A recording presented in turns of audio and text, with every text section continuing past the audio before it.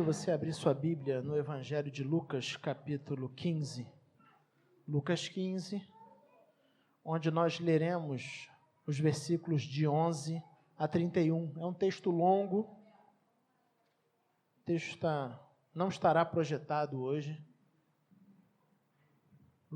Evangelho de Lucas, capítulo 15, versículos de 11 a 31. É um texto muito conhecido das Escrituras e é um texto que particularmente chama muita atenção ao meu coração todas as vezes que eu leio. Lucas 15, de 11 a 31, texto conhecido como a parábola do filho pródigo. Creio que todos nós já tivemos a oportunidade de, em algum momento da nossa história, ler esse texto. Se você não leu, certamente você conhece essa história. Vamos ler? Eu vou ler e você acompanha silenciosamente. Diz assim a palavra do Senhor. Lucas 15, de 11 até o final do capítulo, versículo 32. Diz assim a palavra do Senhor. Jesus continuou. Um homem tinha 2 filhos. O mais novo disse ao seu pai: Pai, quero a minha parte da herança. Assim ele repartiu sua propriedade entre eles. Não muito tempo depois, o filho mais novo reuniu tudo o que tinha e foi para uma região distante, e lá desperdiçou os seus bens vivendo irresponsavelmente. Depois de ter gasto tudo, houve uma grande fome em toda aquela região, e ele começou a passar necessidade. Por isso, foi empregar-se com um dos cidadãos daquela região, que o mandou para o seu campo, a fim de cuidar dos porcos. Ele desejava encher o estômago com as vagens de alfarrobeira que os porcos comiam, mas ninguém lhe dava nada. Caindo em si, ele disse: Quantos empregados de meu pai têm comida de sobra, e eu aqui, morrendo de fome? Eu me porei a caminho e voltarei para o meu pai, e lhe direi: Pai, pequei contra o céu e contra ti, não sou mais digno de ser chamado teu filho, trata-me como um dos teus empregados. A seguir, levantou-se e foi para o seu pai. Texto, e a gente vai interromper a leitura aí. O texto que nós acabamos de ler é uma parábola. Quando nós sabemos que é uma parábola, a gente pode presumir que muito provavelmente não se trata de uma história real. Parábolas eram histórias criadas e contadas, via de regra, para apresentar conceitos e ensinamentos com um fundo moral, se assim a gente pode dizer, né? Então, eles contavam histórias para que, por meio das histórias, essas histórias servissem de ilustrações. E a parábola que nós lemos, na verdade, ela está numa sequência de 3 parábolas. Se você está com a sua Bíblia aberta ou ligada, se for o celular, você vai ver que a primeira parábola do capítulo é a parábola da ovelha perdida, que nos diz que existia um homem que tinha 100 ovelhas, uma das ovelhas se perde, ele deixa 99 no campo e vai atrás daquela ovelha que se perdeu. Depois de procurá-la diligentemente e achá-la, ele coloca a ovelha nas costas e volta para casa e festeja, porque afinal de contas ele encontrou aquela ovelha que estava perdida. Em sequência, a segunda parábola do capítulo é a parábola da moeda perdida, mais conhecida nas traduções antigas como a parábola da dracma perdida, que conta a respeito de uma mulher que, possuindo 10 dracmas, 10 moedas, e tendo perdido uma delas, ela acende a candeia e procura diligentemente até encontrar a moeda que havia sido perdida. E ao encontrar novamente, nós temos a mulher festejando por ter encontrado a sua moeda. Na sequência, a última parábola do capítulo 15 de Lucas é exatamente a parábola que ficou conhecida como parábola do filho pródigo, ou parábola do filho perdido. É interessante, e quando a gente lê o versículo 11, quando Lucas começa exatamente dizendo: Jesus continuou, dizendo, é exatamente porque tem a ver com o que estava sendo dito antes. E para a gente entender as parábolas, é fundamental que a gente entenda, primariamente, para quem Jesus está contando essas parábolas. O início do capítulo diz para a gente, versículos 1 e 2, todos os publicanos e pecadores estavam se reunindo para ouvi-lo. Ou seja, Publicanos eram cobradores de impostos. Pecadores eram aqueles que tinham atitudes em suas vidas e práticas nas suas vidas que os excluía da vida cultica do povo. Se a gente pode falar de maneira bem resumida, é um grupo de pessoas marginalizadas, pessoas que não faziam parte da vida religiosa do povo.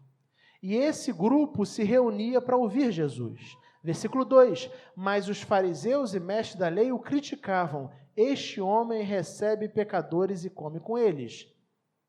Então o texto nos diz que as pessoas não religiosas, se relacionavam com Jesus, eram recebidas por Jesus, comiam com ele, e isso começou a causar incômodo nos fariseus e mestres da lei, que eram os religiosos da época. E Jesus conta as 3 parábolas exatamente para responder às questões que são levantadas por fariseus e mestres da lei lá no início do texto. A parábola que nós lemos começa nos dizendo que existia um homem que tinha 2 filhos. Depois de informar isso, ela nos diz que o filho mais novo, em determinado momento da vida, ele vira para o pai e pede a parte da herança que o cabia. Pai, me dá a parte que me cabe. O pedido é um pedido completamente descabido. Se já é estranho hoje você pensar em um filho pedindo herança para um pai ou para uma mãe viva, mais descabido era ainda nesse contexto, no contexto bíblico. Era um pedido que não fazia o menor sentido. Pedir a parte da herança não era apenas pedir dinheiro para o pai, era muito mais do que isso. A gente poderia até dizer que é algo como virar e dizer assim, olha pai, cansei de você, eu estou rompendo com você. Eu quero levar a minha vida, eu quero viver do meu jeito. E se a gente continua a leitura do texto, o texto nos diz que depois do rapaz, desse jovem, pedir a parte da herança, o pai atende esse pedido estranho, no mínimo estranho, e reparte os bens entre os filhos, reparte a propriedade entre eles. O texto no versículo 13 nos diz que não passou muito tempo até que o filho mais novo reunisse tudo o que tinha e saísse para uma região distante. Percebe como a ideia de rompimento fica ainda mais forte? Ele não queria o dinheiro apenas para sair de casa e morar talvez numa propriedade vizinha. O texto narra para a gente que ele queria o dinheiro e partiu para uma terra distante. Ele queria viver um tipo de vida completamente diferente daquele tipo de vida que ele levava na fazenda, na propriedade do pai.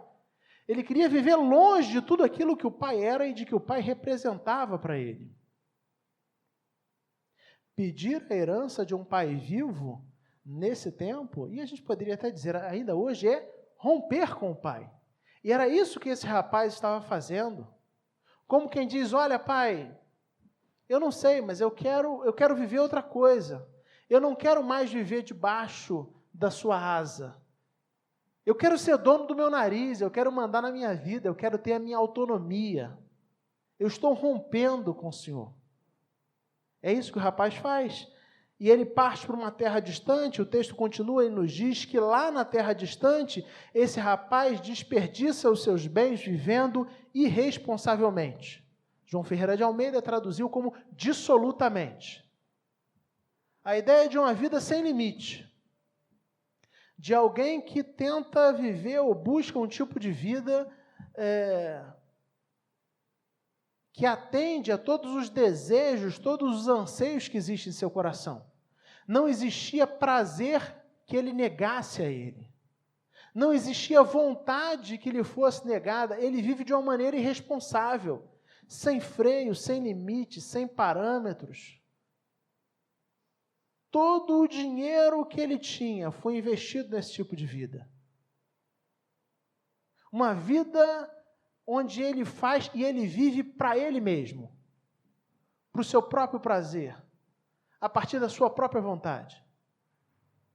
E quando eu leio isso, eu fico pensando, a gente acabou de sair do carnaval, e o quanto o carnaval traz esse discurso de durante alguns dias, durante um período do ano, as pessoas viverem sem negar nenhum prazer que lhes vem à mente. Viveram uma vida irresponsável, uma vida dissoluta. A própria lógica do carnaval, onde o prefeito da cidade entrega a chave da cidade, ainda que de maneira fictícia, se a gente pode dizer, né, a um rei momo, já traz para a gente a ideia de que um outro estado se instala no meio da sociedade durante esse período. E o que as pessoas fazem? A exemplo do filho mais novo, chamado de filho pródigo, saem para viver uma vida dissoluta, onde nenhum prazer lhes é negado, onde todas as vontades, sejam elas mais absurdas e mais insanas possíveis, são satisfeitas. O tempo e a semana que nós acabamos de vivenciar, ela tem essa marca. Basta você olhar qualquer foto ou vídeo referente ao período de carnaval, você vai ver exatamente esse retrato que eu estou falando. Pessoas que durante um período, que elegem um período do ano para viver uma vida irresponsável sem limites. O rapaz do texto fez isso. Lá ele desperdiçou na terra distante os seus bens vivendo irresponsavelmente. E depois de ter gasto tudo, o que o texto nos diz é que houve ali naquela localidade uma grande fome. E ele começou a passar necessidade. Então ele sai para a terra distante, cheio de sonhos, cheio de vontades, cheio de planos, pensando em como a vida dele seria boa, sem ter os limites, sem ter as imposições, sem ter a regra do pai, podendo fazer absolutamente tudo o que desce na sua cabeça. E durante algum tempo é exatamente assim que ele vive. Mas todo o carnaval acaba em cinzas. E o do texto não é diferente. O texto nos diz que os recursos acabam e naquela localidade começa a haver um período de crise e ele começa a passar necessidade. E eu imagino esse rapaz que tinha tudo, um rapaz bem criado, criado na propriedade do pai, tomava água de coco, Danone, Chandelle, o garotinho do papai. Agora conhecia uma das mais, se não a mais baixa necessidade do ser humano, que é a necessidade de fome. Ele começa a passar necessidade. E sabendo que está passando necessidade, o versículo 15 nos diz que ele foi se empregar com os cidadãos daquela terra, que o mandou para o campo a fim de cuidar dos porcos. E aí percebam o fundo do poço, no versículo 16, lá ele desejava encher o estômago com as vagens de alfarrobeira que os porcos comiam, mas ninguém lhe dava nada. O rapaz perde por fim a sua humanidade. Ele se torna pior do que um animal. Porque nem mesmo a ração, a comida que era dada para os porcos, nem mesmo isso ele recebia para comer. O patrão preferia alimentar os porcos do que alimentá-lo. Ele chega então ao fundo do poço. Versículo 17, vamos continuar a leitura. Caindo em si, ele disse: quantos empregados de meu pai têm comida de sobra, e eu aqui morrendo de fome?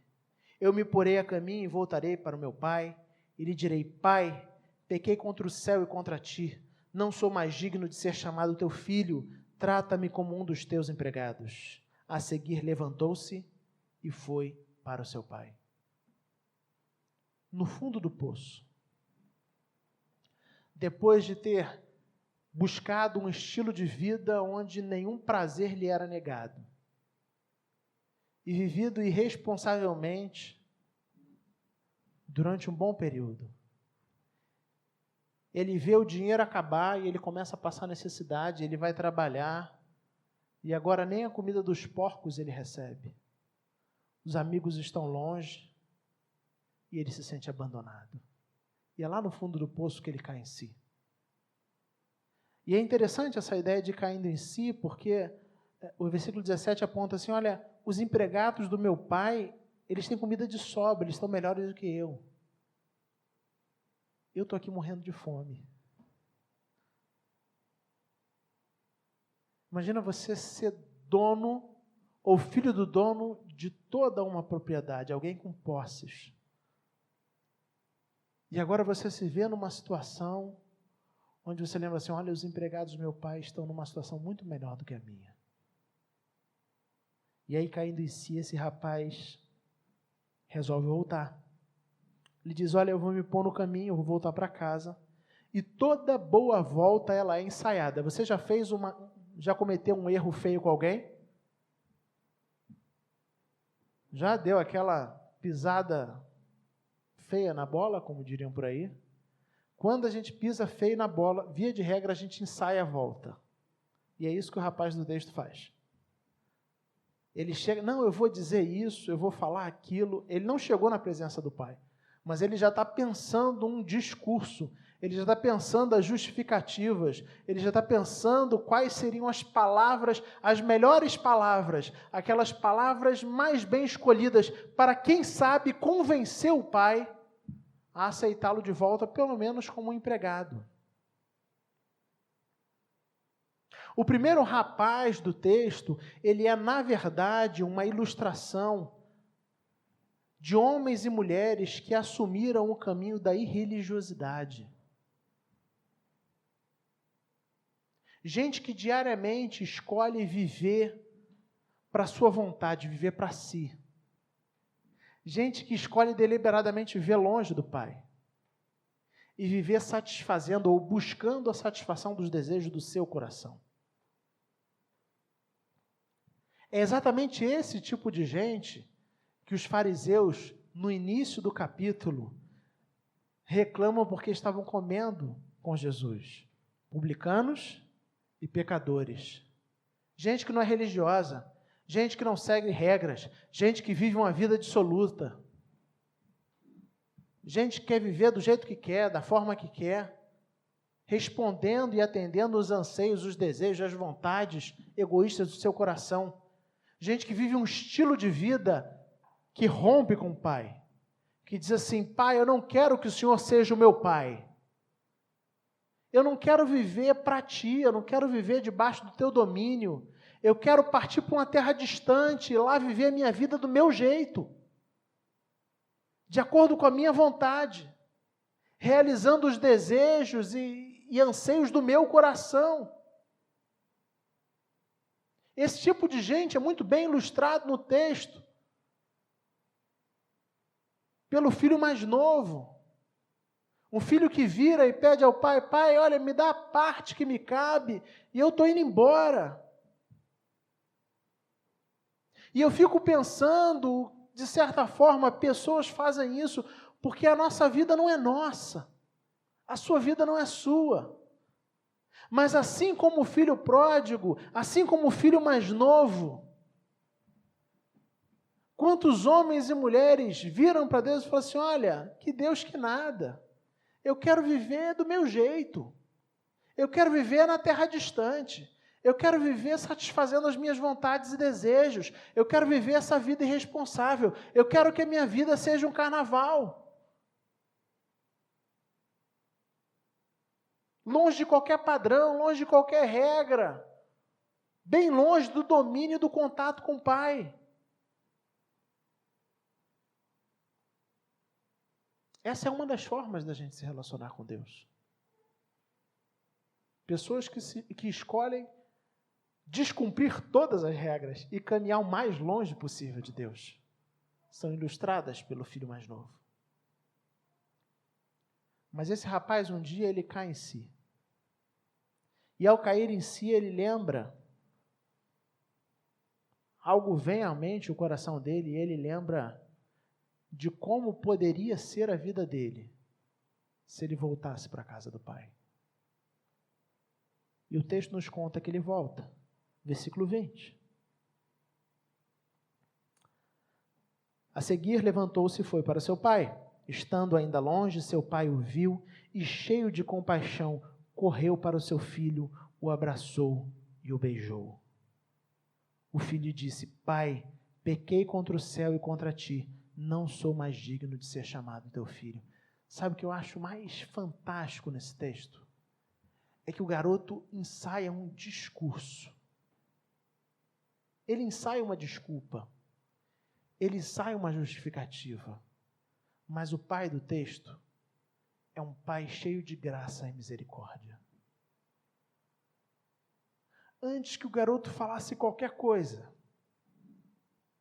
antes que o garoto tentasse se explicar, o que o texto nos diz é que ele, estando ainda longe, quando o pai o vê, ele vai ao seu encontro, cheio de compaixão, ele corre até ele abraça e ele beija. E aí só depois que ele é abraçado e é beijado, é que o rapaz consegue finalmente falar ou colocar para fora o discurso que ele tinha ensaiado. Olha, eu pequei contra ti, me deixa ser tratado como um dos teus empregados. E por que isso chama tanto a minha atenção? Porque eu olho e percebo o tipo de graça misericordiosa com que Deus trata cada um de nós.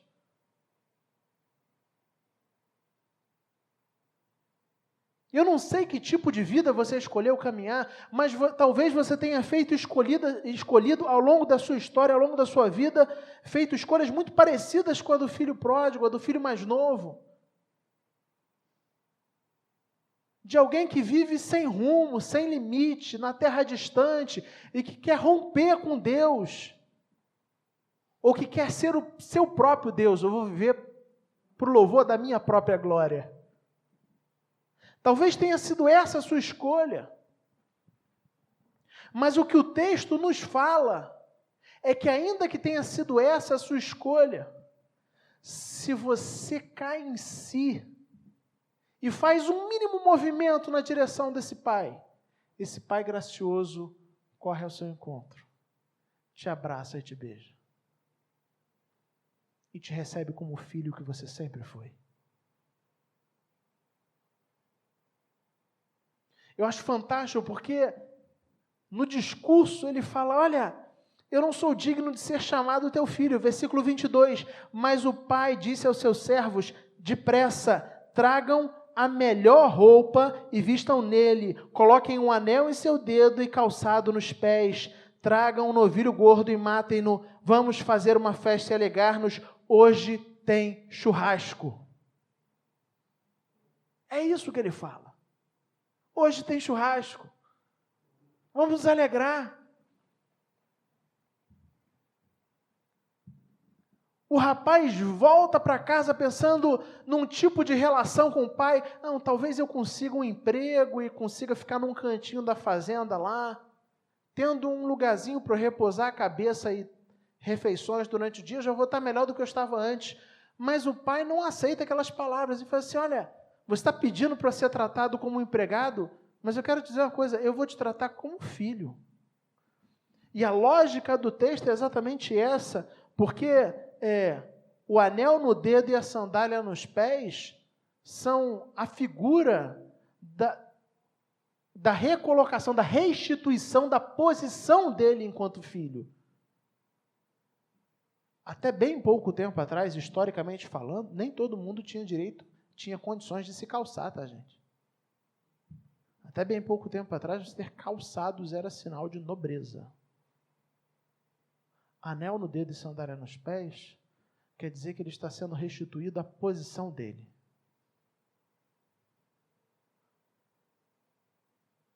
O pai não acode às palavras dele. Você está querendo ser tratado como um empregado? Mas eu não quero te tratar como empregado. Você é meu filho. Um filho que estava em terra distante. Mas você é o meu filho. E aí faz churrasco. Por isso que eu falo que a gente tem que gostar de churrasco, né? É bíblico, gente. Bons textos bíblicos sempre vão combinar, chega no churrasco. Enquanto isso, versículo 25. O filho mais velho estava no campo. Quando se aproximou de casa, ouviu a música e a dança. Então chamou um dos servos e perguntou-lhe o que estava acontecendo. Este lhe respondeu, seu irmão voltou e seu pai matou um novilho gordo, porque o recebeu de volta são e salvo.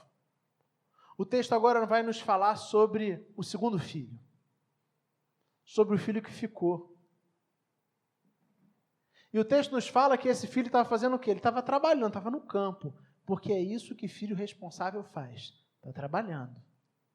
E quando ele volta para casa, quando ele vai se aproximando de casa, ele começa a ouvir barulho de festas, burburinho de gente, fala, tem uma coisa errada. Afinal de contas, que bagunça é essa? Eu sou o segundo aqui, na casa de papai, assim, eu sou o segundo na hierarquia, tem festa e eu não estou sabendo de nada? Tem alguma coisa errada. E ele chama um dos funcionários e pergunta, e o funcionário diz, olha, seu pai está dando uma festa. Seu irmão voltou para casa, tem churrasco, porque ele voltou com saúde. E aí o texto é muito interessante. Porque o que o texto vai dizer para a gente no versículo 28? O filho mais velho encheu-se de ira e não quis entrar. Ao saber do que tinha acontecido, o filho mais velho não fica feliz, o filho mais velho não se alegra, o filho mais velho não se prepara para o churrasco. O que o texto nos diz é que ele fica cheio de ira. E ele assume uma postura tão radical que ele se nega a entrar numa festa. Gente, se isso não é razoável nos dias de hoje, imagina ter uma festa na sua casa e você se negar a entrar na festa. É algo razoável nos nossos dias? Vamos pensar no tempo onde esse texto está sendo escrito. É claro, é uma parábola. Mas é razoável? Se o pai estava dando festa, todo mundo tinha que festejar. Gostando você ou não. Mas o rapaz está tão contrariado, ele está tão irado, que o texto nos diz que ele não quer entrar. E aí, continuação do versículo, então seu pai saiu e insistiu com ele. Mas ele respondeu ao seu pai, olha, todos esses anos tenho trabalhado como um escravo ao teu serviço. E nunca desobedeci às tuas ordens, mas tu nunca me deste nenhum cabrito para eu festejar com os meus amigos. E aí notem o que ele vai dizer agora.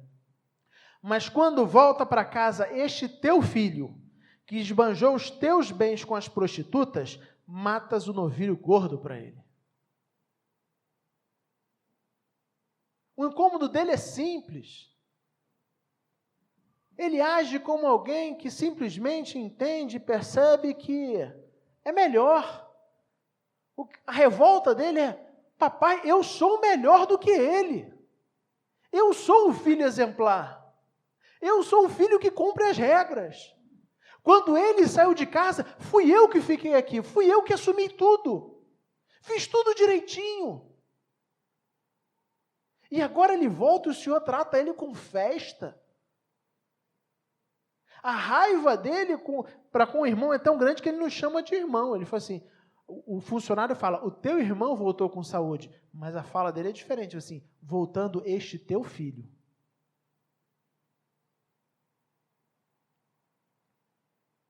A revolta dele é uma revolta muito característica de alguém que é certinho e cumpre todas as coisas.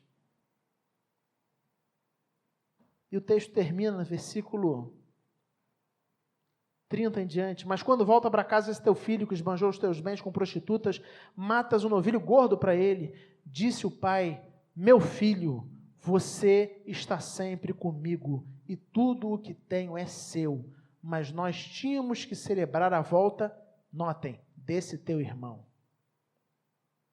E alegrar-nos, porque ele estava morto e voltou à vida. Estava perdido e foi achado. O segundo menino do texto, ele ilustra exatamente os religiosos lá do início do capítulo. Os religiosos que se incomodavam porque Jesus comia e bebia com pecadores. Religiosos que sentiam assim, olha, se tem alguém que tem que ser recebido, se tem que ter alguém para quem se faça churrasco, esse alguém somos nós. Porque nós somos conhecedores da lei, nós somos fariseus, nós somos os certinhos, nós somos os religiosos, os corretos, e não esses aí, publicanos e pecadores, a escória. O questionamento é idêntico, gente.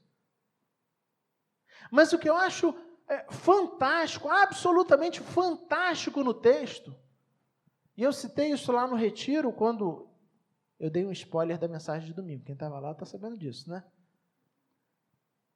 Quando eu citei lá o texto, o livro do Tim Keller, né? Quando a gente fala de pródigo, gastador, não existe ninguém mais pródigo no texto do que o pai. Porque o pai é pródigo, é gastador de amor. O filho mais novo pede para sair, e ele não precisava atender, ele não era obrigado a atender, o que ele faz? Tá bom, meu filho. Vai lá. E o rapaz resolve voltar, e antes que ele dissesse alguma coisa, o que ele faz? Corre, abraça e beija. E não o trata como um empregado, mas restitui a posição de filho. Agora o filho mais velho não quer entrar, e o que o pai faz? Ele faz a mesma coisa que ele fez com o filho mais novo, gente. Ele sai e vai ao encontro. Ele sai da festa. Ele abandona a festa. Ele poderia simplesmente ter dado uma ordem para um funcionário.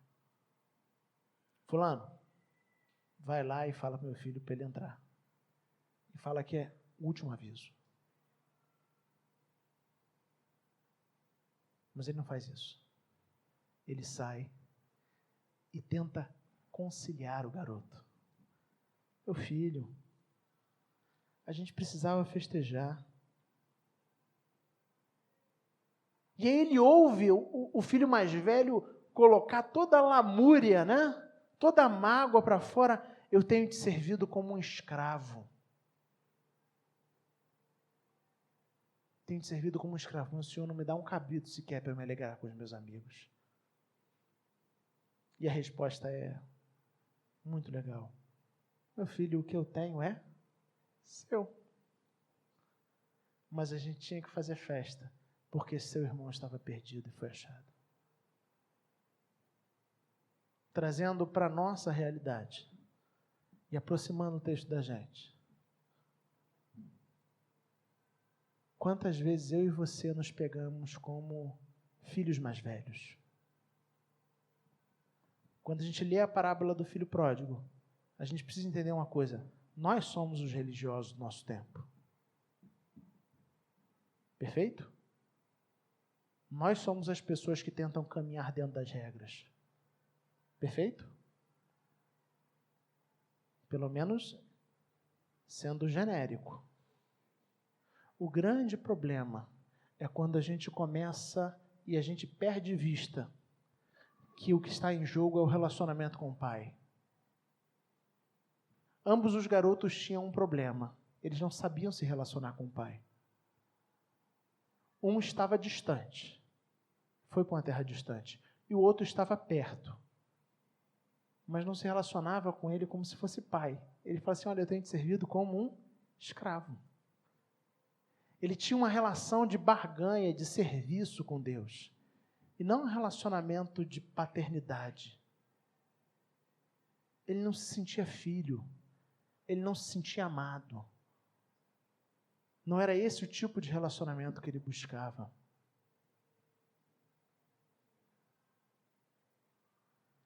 Agora, você quer saber o quão parecido você e eu somos com o filho mais velho? Você quer um teste para isso? Perceba o quanto te incomoda que Deus abençoe pessoas que você acredita que não merecem ser abençoadas.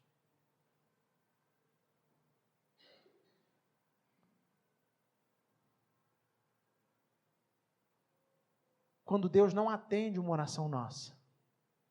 Quantas vezes? Quando Deus nos decepciona e não age de acordo com o que a gente quer, a gente vira para Deus e vomita exatamente o que o filho mais velho vomitou. Há tantos anos eu tenho te servido sem descumprir uma ordem tua, e o Senhor não fez aquilo que eu queria. Essa é a síndrome do filho mais velho. O primeiro garoto, ele ilustra a irreligião, aquele que tenta viver por louvor da sua própria glória, aquele que ignora a presença do Pai. O segundo garoto representa a religião, A ideia de que eu preciso fazer coisas para ser aceito e amado por Deus.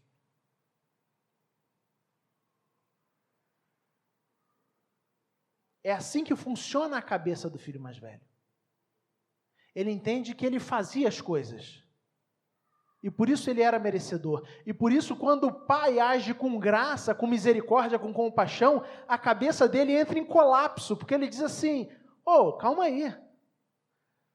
Você está invertendo as regras do jogo?" No fundo, ele nunca saiu pela porta, não é porque ele queria estar ali, mas é porque ele tinha medo do que poderia acontecer com ele se ele não ficasse ali. E a gente pode dizer que existe muita gente na igreja nessa situação. Talvez a gente poderia perguntar: você estaria aqui se você soubesse que Deus te abençoaria da mesma forma, você estando ou não estando?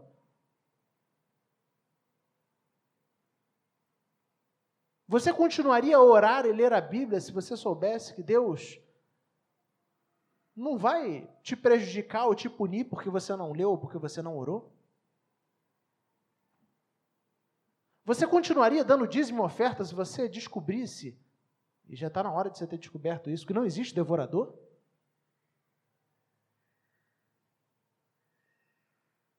Ou iriam acabar os seus motivos?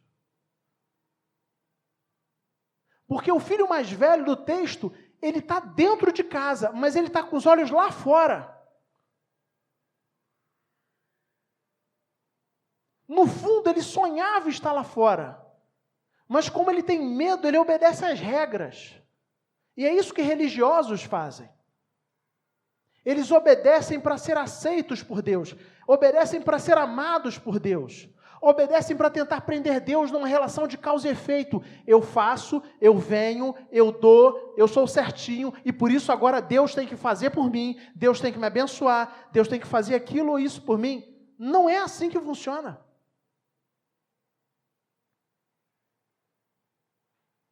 E aí, quando Deus é gracioso com alguém que a gente acha que é menos merecedor com a gente, do que a gente vomita e fica cheio de raiva, como o garoto do texto. E eu não estou falando isso, gente, como alguém que não viva essa realidade, porque essa realidade é uma realidade presente em mim, gente. Eu vejo aqueles pastores na televisão com cabeças de gado. E está lá, cheio de gente na igreja. Eu viro para Deus e falo assim: Pai, há tantos anos eu tenho te servido sem descumprir as tuas ordens. Aí vindo aquele lá, sem vergonha, pilantra,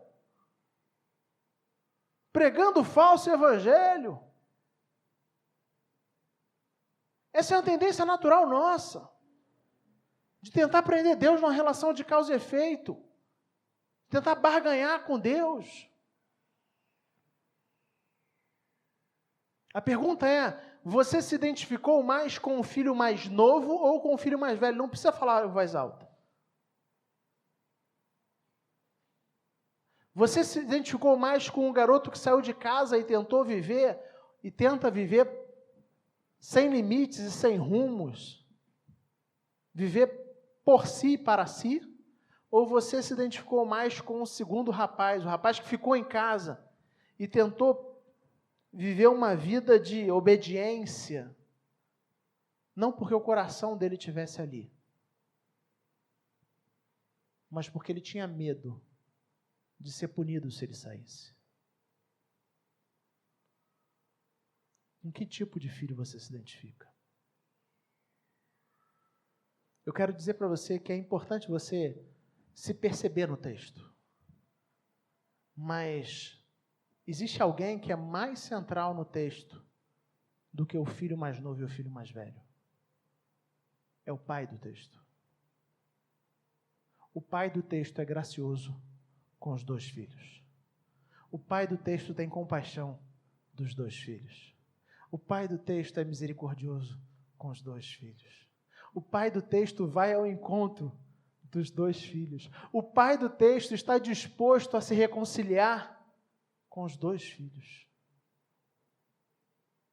Assim é Deus com cada um de nós. Talvez você se perceba como alguém que tem vivido de maneira irresponsável, com um padrão de vida moral e ético muito ruim. Ou possivelmente você seja um religioso, que tenta impressionar e agradar a Deus com a sua vida. Eu quero dizer para você que a lógica do Evangelho é outra. Deus é um Deus gracioso, que olha com compaixão para a gente, misericórdia.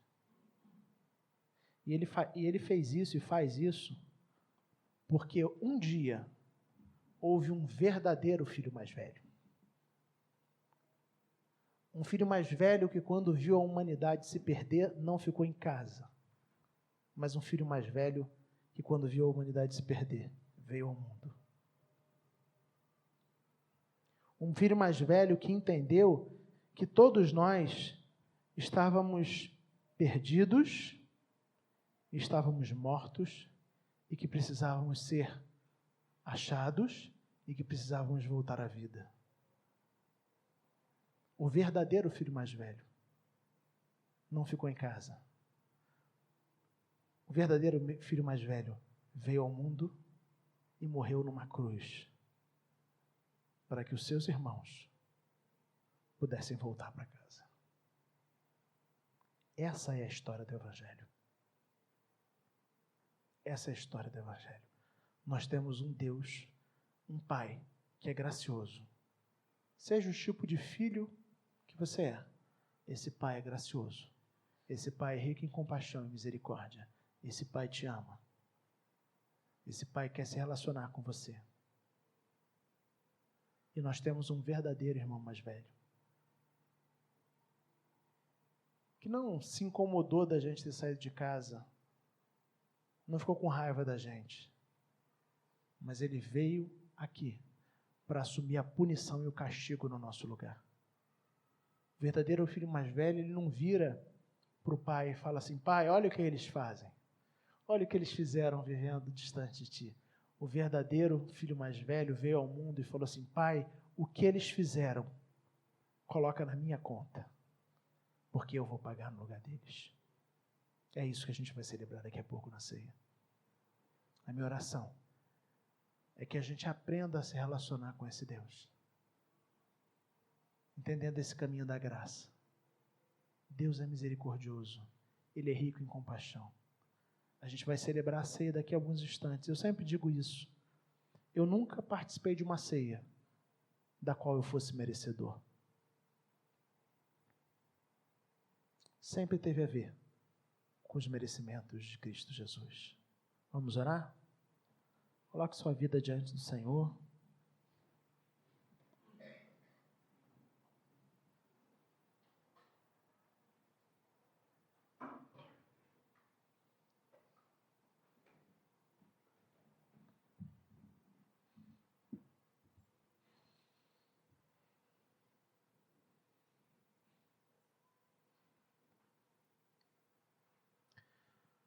Independente do tipo de filho que você é, eu sinto de fato o desejo, e eu creio que é um desejo colocado por Deus no meu coração, de dizer para você que chegou o tempo de voltar para casa. Talvez você seja um filho que está vivendo de maneira irresponsável, irreligiosa, vivendo uma vida dissoluta, se entregando aos prazeres. Se é esse o seu caso, eu quero te dizer, chegou a hora de voltar para casa. Talvez você seja um religioso ou uma religiosa e tenha um tipo de relação com o Pai completamente vazio de alegria e de sentimento. Talvez você esteja servindo apenas por medo, achando que pode se relacionar e impressionar Deus com base na sua performance. E pessoas assim estão perdidamente perto, mas ainda assim estão perdidas. Se esse é o seu caso, eu quero te lembrar e quero te dizer, chegou a hora de voltar para casa. O texto nos fala sobre um banquete, sobre uma festa, sobre uma celebração. E a gente vai participar de um banquete agora na ceia.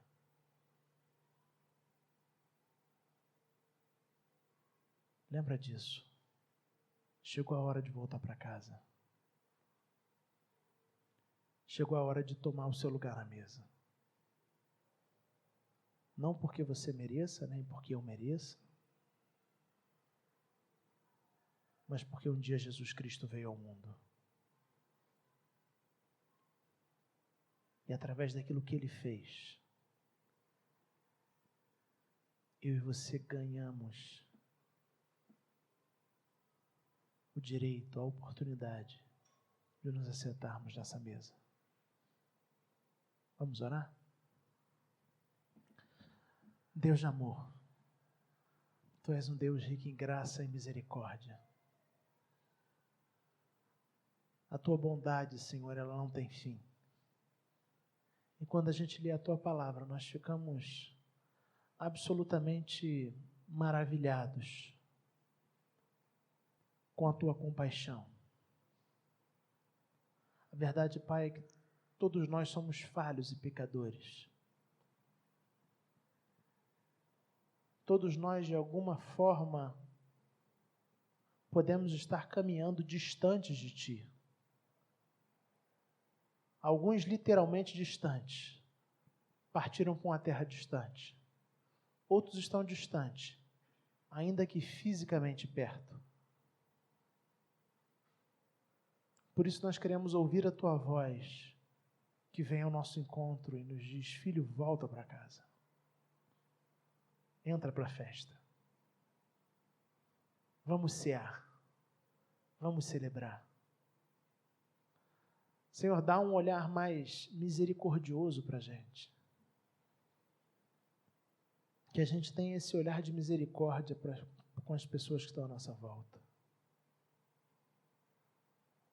A gente tem a mania de olhar para os outros avaliando se eles são melhores ou piores do que a gente. Mais santos ou menos santos que a gente. Que a gente tenha um olhar cheio de graça e compaixão. Nós Te louvamos, Pai, pois o Senhor é um Deus completamente pródigo, gastador no Teu amor e na Tua misericórdia. O Senhor não economiza graça, não economiza misericórdia nas nossas vidas. E por isso nós Te louvamos. Nós queremos consagrar esses elementos, Senhor Deus, sabendo que pão e vinho aqui apenas simbolizam Teu corpo e Teu sangue que foi derramado na cruz do Calvário em nosso lugar. Nós queremos que ao participar desse banquete, nós estamos assumindo publicamente o compromisso e dizendo para todos que nós fazemos parte dessa família da fé. Que nós entramos na casa e estamos celebrando contigo, com o nosso Pai bondoso. Que participar desse ato traga fortalecimento para a nossa fé. Em nome de Jesus. Amém, Senhor.